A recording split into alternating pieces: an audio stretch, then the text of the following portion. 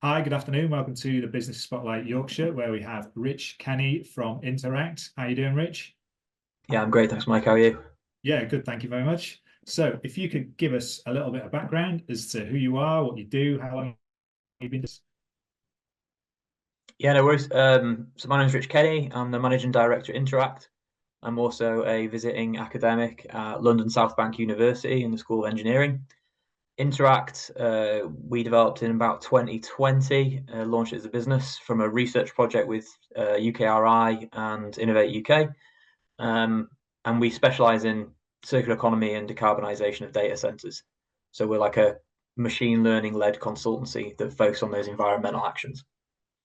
Fantastic. And what would you say makes you stand out from other people in your sector?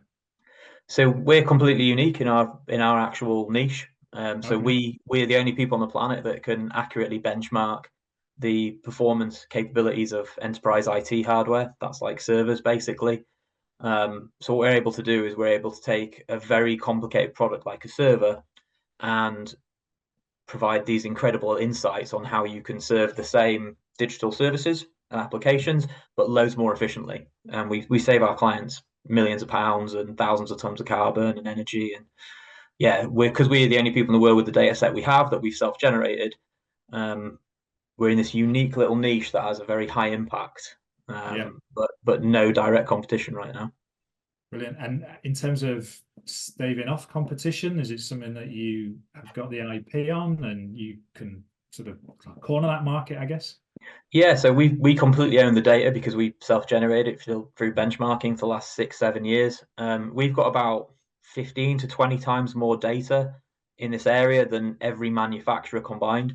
So if you looked at all the benchmark and performance data sets of HP, Dell, Cisco, Lenovo, IBM, we've got about 15 or 20 times more than all of them combined, which Wow. means when we feed that into our proprietary machine learning solution and software, we can be like 99% accurate on anything, even if we've never seen it. No one else can come close to that, which means we can pull out incredible insights on that performance metric. And then, because we've done that for so long now, over so many years with so many customers, we can also identify these incredible projects that no one's ever even thought about because they haven't got that data led approach. So, could someone do what we do? Yes, but it would take them an awful lot of time, an awful lot of investment to catch up to where we were 6 years ago. Brilliant. So how did you realize that opportunity then? What did you spot? How did it kind of come about? So we were doing a research project with University of London, University of East London, and Tech Bio was the host of this knowledge transfer partnership. And what we actually were seeking to do was to look at product life extension and the environmental impact of IT equipment. So we were looking to see basically if IT degraded over time, like an engine does. So like in an engine, you have friction, parts move, and you need to replace parts. They don't perform the same as they did when you bought them, Yeah. as they age. We want to see if IT did that because we want to see what happens as you go from first life into second life as a user, or buy refurbished, buy used, whatever. So the initial thing was to benchmark all these configurations to understand if that happens. And what we ended up doing was kind of disproving a fundamental law of computing as we did it, building up this massive data set. And then it got to the end of the project and it was a bit like, well, we've kind of got a lot more than we thought we did. We'd published the research papers, we'd achieved our objections, our sort of objectives.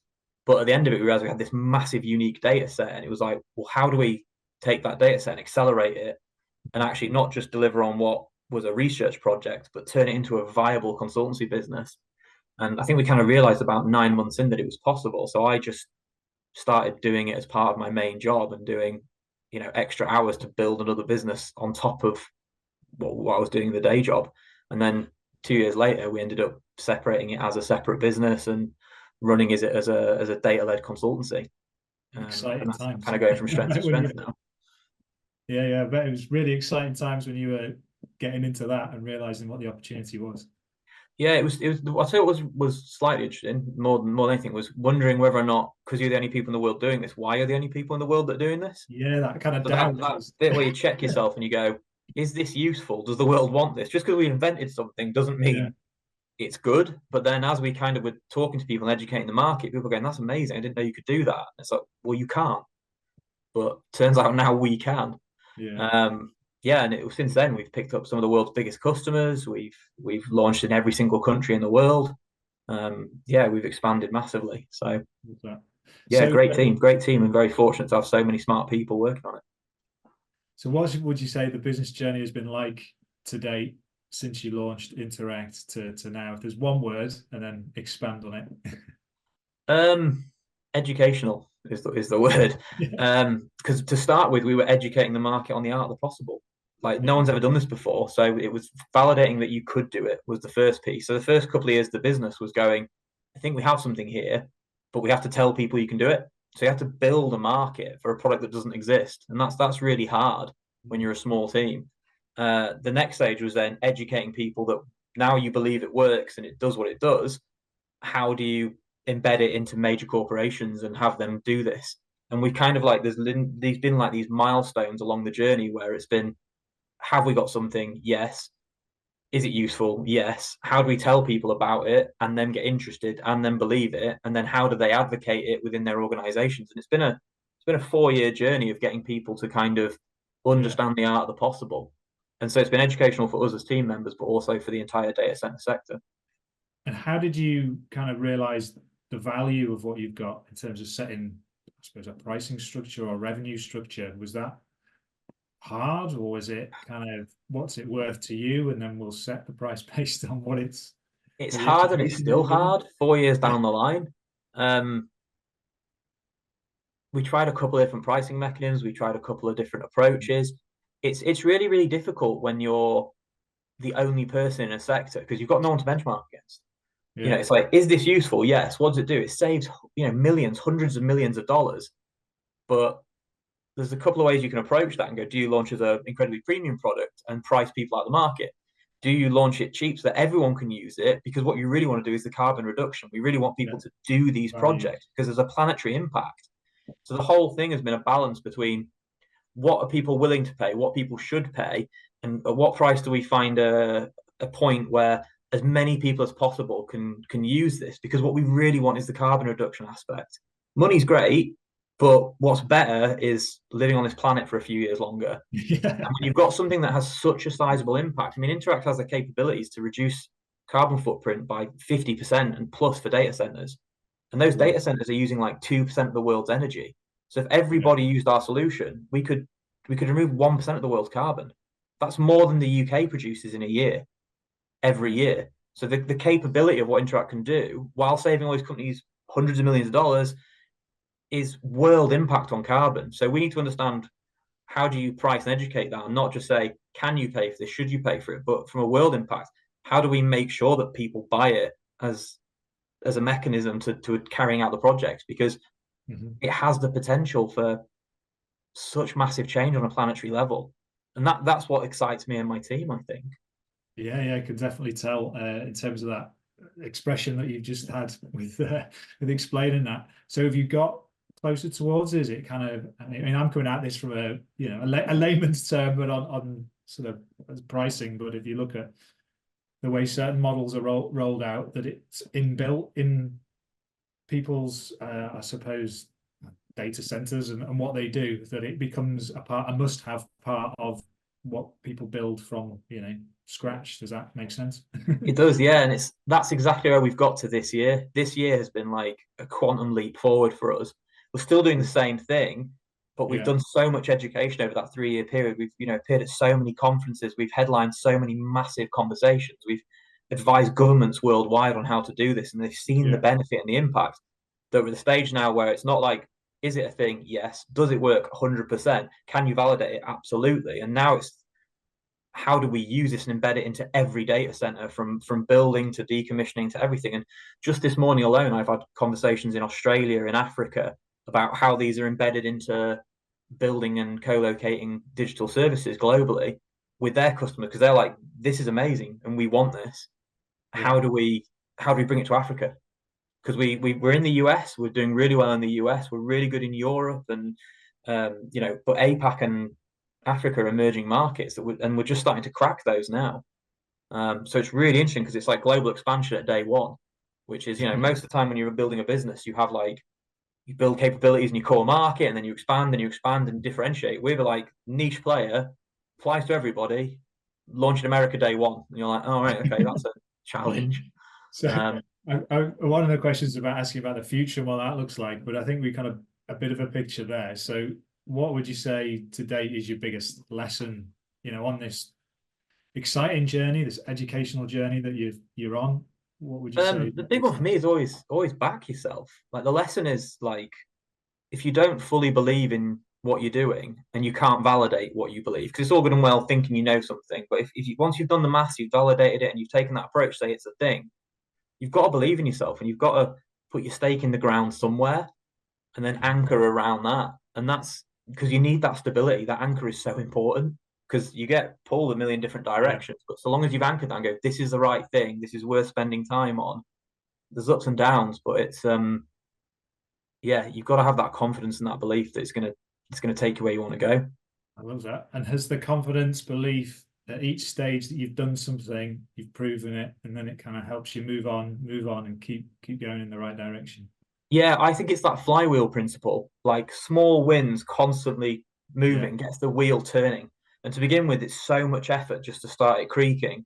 But those little wins just keep knocking it along to the point it starts spinning. And now we're at the point where we have a spinning flywheel. Yeah. And we're launching complementary businesses and tertiary businesses that fit within the group ethos. We've secured decent government funding to allow us to do additional research that we can open source and give away for free. So there's aspects where the mission of the business isn't just about profit business and building a good business. It's how do we move the sector forward? How do we achieve solid environmental and social impact? And once that flywheel's turning, they become drivers in and of themselves. And that I think is motivating for me personally, but also for the wider team. Yeah. So once you've got that anchor, once you've started that flywheel moving as well, it's then building that confidence, building those wins that leads to what I think is an exceptional business. Fantastic. Taking people with you, I'm sure, in that environment. Yeah. So inspiration wise, is that what inspires you, gets you out of bed in the morning, is helping to reduce the carbon impact on the environment? And it's business is business. You can always build a business. Like, a bit of grit, bit of determination. I could go wash cars, and I could be the best car washing guy on the planet if I just put the hours in. But for me, the inspiration is how do you go above what a business delivers to its direct people, like its staff and its employees, and how do you start having a global impact on things that matter? And for me, that's social issues and it's environmental issues. And how do we turn that successful business, that's a financially successful business, how do you turn it into an emotive driver for success that isn't sort of like, I've got to go to work today. It's I get to go to work today. And that's kind of how I feel every day, is I'm out of bed just going, can't wait to get started. Did you ever envisage this when you were younger? I hoped for it. I hoped for it. I remember washing dishes 12 hours a day in a dingy basement in a hotel, thinking this is not what I want to do for the rest of my life. Nothing wrong with that as a job, but there was aspects that weren't fulfilling. I don't mind working hard. I don't mind putting the hours in, but having something to strive for that's above yourself is, for me, very, very important. And if you can make people's lives better and you can hopefully have a positive impact on your wider communities and the world at large, what a privilege. So what piece of advice would you give to someone just starting out in business, or even a younger Rich back at 18? For me, it'd be understand what those different intangibles look like within your business and bake them into your business plan at day one. So like, if you want to have a global impact, look at what the material impact your business can have on the world. And everybody's business can make their communities better. And it doesn't cost. It's not about giving money to charity. It's not about helping solve world hunger. If you're a dog groomer, can you do something that aligns to making people's lives better through educational programs around how to look after their pets, so you can make it easier when you adopt a puppy? Like, I know it sounds silly, but there's somewhere material in your business that has a community, social, or environmental impact that is business as usual for you, but could have a really positive impact on the people you interact with outside of the business community.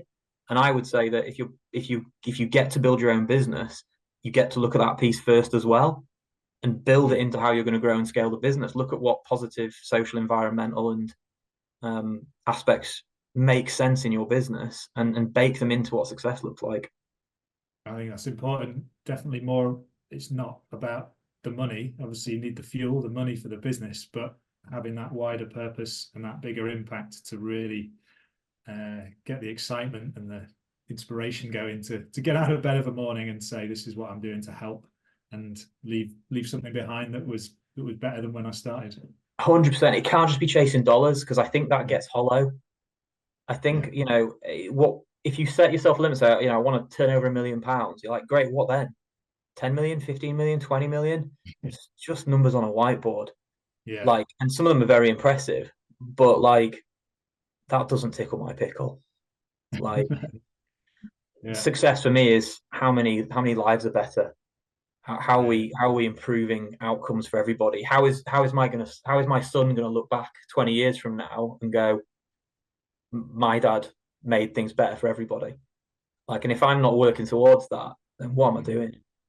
Sure. I hope that the business environment, again, it's about who you hang around with, what you read, what you see, but there's more of this happening and more of this going on, because fundamentally there won't be much left if we don't start focusing on communities, environment, and the impact that everything has, really. Yeah, absolutely. Awesome. So lastly, Rich, if there's anything that you want to mention about Interact, or even it's just a case of sharing your website so people can find out a bit more about what you do or get in touch, feel free to do that now. Yeah, check us out at interactdc.com.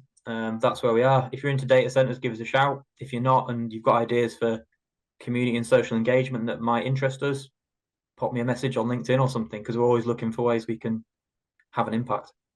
Excellent. Thanks, Rich. It's been a real pleasure talking with you, and I wish you all the best for the future success of the business. Cheers, Mike. Thanks very Cheers, much. Rich.